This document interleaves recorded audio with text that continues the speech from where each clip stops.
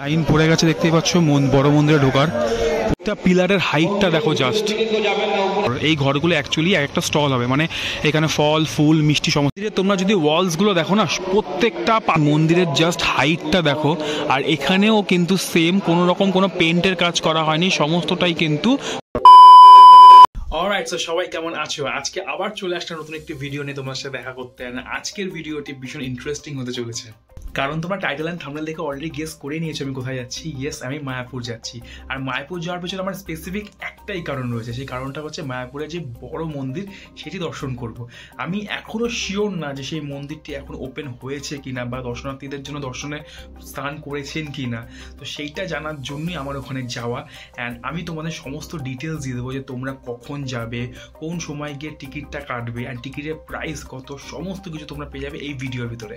আর যদি এই ভিডিওটি ভালো লেগে থাকে তাহলে অবশ্যই চ্যানেলটিকে সাবস্ক্রাইব করে দিও যারা ইউটিউব থেকে দেখছো। আর যারা ফেসবুক থেকে দেখছো তাহলে অবশ্যই পেজটিকে ফলো করে দিও, কারণ তোমাদের সাপোর্টটা সব থেকে বেশি ইম্পর্টেন্ট আমার কাছে। তো পাশে থাকো, সাপোর্ট করো, তাহলে সামনের দিনগুলোতে আরও ভালো ভালো কন্টেন্ট তোমার জন্য নিয়ে আসতে পারবো। সো এখন বাজে রাত 12:30, আমার ভোর 5টায় ঘুম থেকে উঠতে হবে, না তো আমার ট্রেন মিস হয়ে যাবে।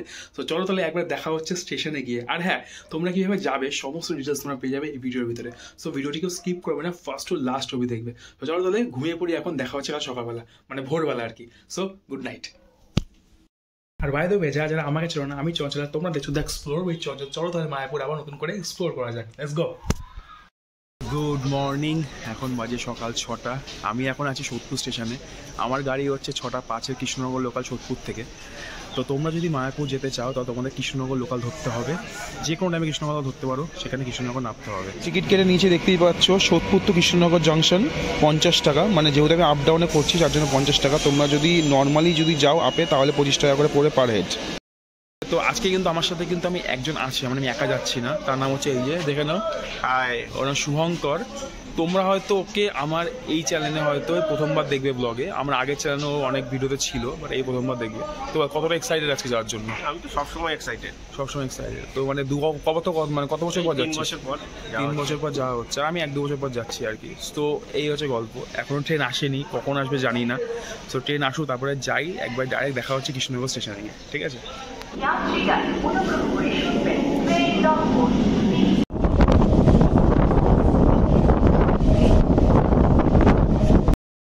তো চলে এসেছি ফাইনালি কৃষ্ণনগরে।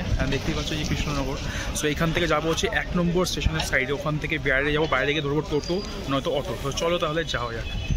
আমাদের ট্রেন এসেছিল সোদপুরে 6:05, আর ডাইরেক্ট ঢোকালো হচ্ছে কৃষ্ণনগরে 8:05, মানে অলমোস্ট পুরো 2 ঘন্টা পাক্কা সময় লেগেছে আসতে। কৃষ্ণনগর আসো, তোলে এখানে থেকে কচুরি খেতে পারো, এখানে পুরো পিওর ভেজ কচুরি পাওয়া যায়।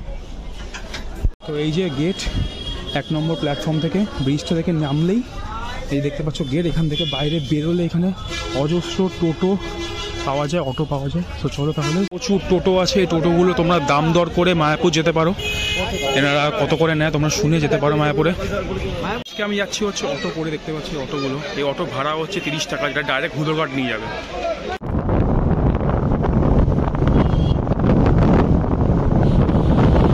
চলে এসেছি আমি এখন হুদরঘাটের সামনে। আর অটো ভাড়া কিন্তু 40 টাকা নিল। প্রথমে বললো 30 টাকা, তারপর 40 টাকা বলছে।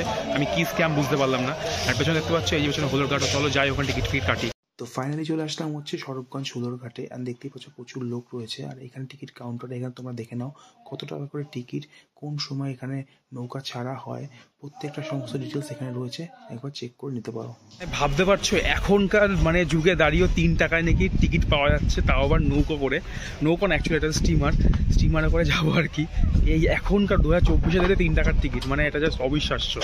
একটা আলাদাই স্ক্যামবাজি হলো, মানে বুঝতে পারলাম না কেসটা। যখন আমরা কৃষ্ণনগর থেকে যখন অটোতে উঠলাম তখন বললো 30 টাকা ভাড়া হুদরঘাট, তারপর যখন ঘাটে নামালো বললো 40 টাকা ভাড়া। কি স্ক্যাম হলো আমি বুঝতে পারলাম না। বাট শুভঙ্করও বলছে জানি না, ওদের কাজটাই হতো এরকম। তো এই হলো টিকিট, 3 টাকা মোটে দাম, দেখে নাও 3 টাকায় এরকম এক্সপিরিয়েন্স।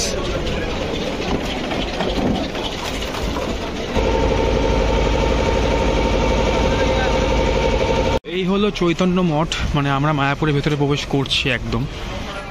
তো ঘাট থেকে কিছুটা হেঁটে আসলেই এই পাশে আছে হচ্ছে টোটো স্ট্যান্ড। তো এখান থেকে তোমরা মায়াপুর যেতে পারো, বা তোমরা হেঁটেও যেতে পারো। হেঁটে গেলে অনেকটা সময় লাগে, বা টোটো করে গেলে বেশি সময় লাগবে না। আর টোটো ভাড়া 10 টাকা করে নেয় পার হেড।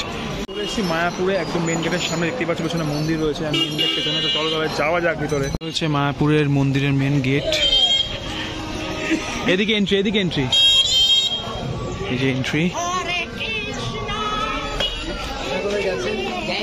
চলে আসলাম 1 বছর বাদে মায়াপুরে, আর আমি আছি এখন মায়াপুরের মন্দিরের ভেতরে। আর আমার পেছনে দেখতে পাচ্ছি এখানে ননস্টপ মানে নাম কীর্তন হয়। আর সত্যি কথা বলতে এখন ফাঁকা, আমি দেখছি অবাক, মানে লোকজন নেই, দেখতে পাচ্ছি চারিদিকে লোকজন নেই, বা জানি না ভেতরে মন্দিরের ভেতরে কি আছে কি না আছে। তো যাই ভেতরে যাই, তোমার সমস্ত দেখাচ্ছি। আর আমার মেন ফোকাস আছে মেন মন্দিরটা ভেতরটা ট্যুর দেওয়া, সেটার জন্য ওয়েট করো। তো চলো তাহলে যাওয়া যাক। দেখো মহাপ্রসাদে কুপন পাওয়া যায়, মানে ভেনু গীতা ভবনে। আর এখানকার মেনুটা দেখে নাও তোমরা, কী আছে। 60 টাকায় এত কিছু। সামনে চলে এসেছি আমি একদম, এই যে দেখতেই পাচ্ছ এখনও আন্ডার কনস্ট্রাকশন রয়েছে, মানে অলমোস্ট যা দেখে মনে হচ্ছে এখনও 5 বছর সময় লাগতে পারে, বাট এক সাইড মোটামুটি হয়ে গেছে। ভেবেছিলাম মোটামুটি মায়াপুর আসলে একটু ঠান্ডা ঠান্ডা লাগবে, কারণ আমাদের দিকে ভালোই ঠান্ডা, আর যখন ট্রেন চলছিল তখন খুব ঠান্ডা লাগছিল। কৃষ্ণনগর ঠান্ডা ছিল, বাট এখানে পুরো গেম চেঞ্জ, মারাত্মক গরম, সিরিয়াসলি বলছি। মানে আমার ভিতরে পুরো তো জ্বলছে, যতক্ষণ না আমি চেঞ্জ করছি ততক্ষণ ঠিক হচ্ছে না আমার শরীর আর কি। ওর তাপ পাক ঘেমে গেছে পুরো, দেখে না টুপি খুলে ফেলছে। তো ড্রেস চেঞ্জ করে নিয়েছি, কারণ আর পাচ্ছিলাম না গরমের মধ্যে। এই বড় মন্দিরে প্রবেশ করার জন্য তোমাকে এখান থেকে সেবা সৌভাগ্য এই বুথ থেকে টিকিট কালেক্ট করতে হবে 11টার মধ্যে, আর 12টার সময় প্রবেশ স্টার্ট হবে। আর এই বুথটা কোথা তোমাদেরকে বলে দিই, এই পাশে আছে হচ্ছে কোঞ্জ ভবন, অ্যান্ড কোঞ্জ ভবনের জাস্ট অপোজিট সাইডেই আছে হচ্ছে এই যে সেবা সৌভাগ্য, বা যে এখন যে মেন মন্দির যেটি আছে তার অপোজিট সাইডে হচ্ছে এই যে সেবা সৌভাগ্য বুথ। এখান থেকে জাস্ট মন্দিরটা দেখো, এখনও আন্ডার কনস্ট্রাকশনে রয়েছে, ভেতরে কাজবাজ চলছে আর কি, বাট কতটা সুন্দর লাগছে জাস্ট দেখো।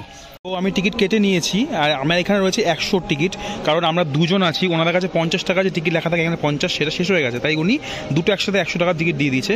আর একটা কথা বলি, এখানে দুটো স্লটে ভেতরে ঢোকানো হয়, মানে মেন মন্দিরে আর কি। একটা হচ্ছে গিয়ে 12টা থেকে 12:30, আরেকটা হচ্ছে গিয়ে বিকেল 4:30 থেকে 5টা পর্যন্ত।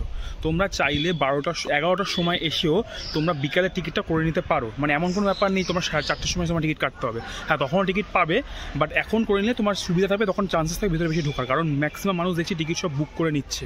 তো আমার সামনে অনেকে বুক হয়ে গেছে, আমার 50 টাকার টিকিট, সিঙ্গেল টিকিট, সেটা বুক হয়ে গেছে। আজকে যদি আমি একা আসতাম তাহলে হয়তো টিকিট নাও পেতে পারতাম, যেহেতু দুজন এসেছি বলে আমাকে 100 টাকার টিকিট দিয়ে দিয়েছে, যেহেতু 100 টাকা দুজন যাচ্ছি। তো তোমাদেরকে এটা রিমাইন্ডার দিয়ে দিলাম। 2 রকম স্লটে হয়, একটা হচ্ছে 12:30 থেকে 12টা থেকে 12:30, আরেকটা হচ্ছে গিয়ে বিকেল 4:30 থেকে 5টা, আধা ঘন্টা ট্যুর হয়, ঠিক আছে। 4:30টার সময় যেহেতু মন্দিরে ঢুকবো, বড় মন্দিরে, তাই এখন আইসক্রিম খাচ্ছি, আমুলের রাজভোগ। কেমন লাগছে? ফাইন। আর বিরিয়ানি? আর কোনো কথা নেই। যাই হোক, বিরিয়ানি খেয়ে মুখ ঠিক করার জন্য এটাই বেস্ট। লাইন পড়ে গেছে দেখতেই পাচ্ছ বড় মন্দিরে ঢোকার, প্রচুর লোক চলে এসছে এখানে। লাইনটা দেখতেই পাচ্ছ কতটা বড়। ও লাইনে দাঁড়িয়ে আছি, 4:30টার সময় ঢোকা হবে, প্রচুর লাইন পড়ে গেছে, আর এখন অলমোস্ট প্রায় সন্ধ্যে টাইম হয়ে গেছে, আর লাইন তো ঢোকানো হচ্ছে। তো চলো তাহলে ভেতরে যাওয়া যাক। তো মন্দিরের সাইড থেকে এখন যাচ্ছি, ভেতরে প্রবেশ করব।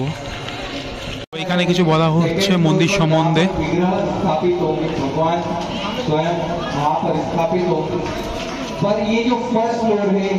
বেসিক্যালি ওখানে বলছিল হচ্ছে কোথায় কি রুমস হবে, ভগবানের কোথায় কি আছে, সমস্ত কিছু, তার জন্য ওখানে ভিড় করছিল।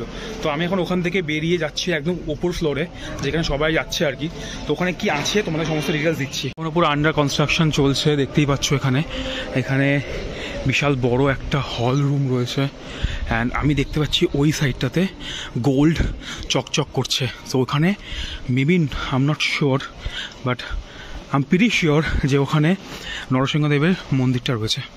তো এই হলো নরসিংহদেবের মন্দির, জাস্ট দেখো কতটা সুন্দর লাগছে এখনই, এরপরে যখন পুরো কমপ্লিট হবে কতটা সুন্দর লাগবে। আর হ্যাঁ, একটা কথা বলে দিই, এই যে দেখতে পাচ্ছ এখানে গোল্ডেন যে কালার রয়েছে, এটা কিন্তু অ্যাকচুয়ালি পেন্ট নয়, এগুলো পুরোটাই কিন্তু স্টোন, মানে পাথরের তৈরি।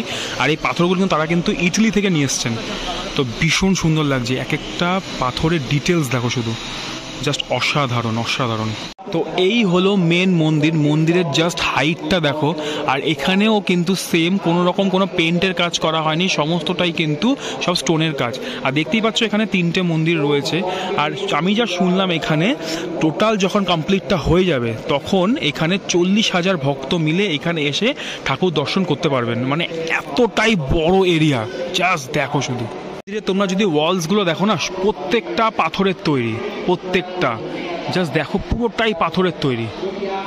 মন্দিরটি যা বলছেন উনি ওখানে দাঁড়িয়ে যে 2026-এর মধ্যে কমপ্লিট হয়ে যাবে, ঠিক আছে। আর এই মন্দিরের কস্ট টোটাল বলছে 1000 কোটি টাকা। আর এই মন্দিরটার টোটাল 7 লাখ স্কোয়ার ফিটের মধ্যে হচ্ছে। জাস্ট ভাবো, ইটস আ হিউজ অ্যামাউন্ট। এই হলো মন্দিরের মেন গেট হবে। আর এই গেট কিন্তু শুরু হবে হচ্ছে জলঙ্গি নদী থেকে। জলঙ্গি নদীটা কোথায়? যেই হুলোর ঘাট থেকে, যেখান থেকে আমরা মানে ফার্স্টে নৌকা পার হলাম, ওইটা জলঙ্গি নদী। ওইখান থেকে পুরো এত পর্যন্ত মেন গেট হবে, বিশাল বড় একটা রাস্তা হবে। তো সেখান থেকে তোমরা আসতে পারবে এসে মন্দিরের মেন গেট এখানে। আর তার পাশেই রয়েছে, এখানে হচ্ছে জয়, ওই পাশে রয়েছে হচ্ছে বিজয়। এরা হচ্ছে ভগবানের দুটো দরবার। নতুন মন্দির কেমন লাগলো দেখে? ভালো লেগেছে।